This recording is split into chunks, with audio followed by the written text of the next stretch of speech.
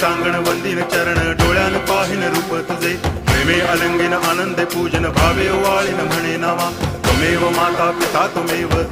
बंधुश्च सखा त्वमेव विद्या द्रविणं त्वमेव सर्वं मम देव कायेन वाचा मनसेन्द्रियैर्वा बुद्ध्यात्मना वा प्रकृति स्वभावात् करोमि यद्यत् सकलं परस्मै नारायणायति समर्पयामि अच्युतं केशवं रामनारायणं कृष्णदामोदरं वासुदेवं हरि गिरिधरं माधवं गोपिकावल्लभं जानकीनायकं रामचन्द्रं भजे हरे राम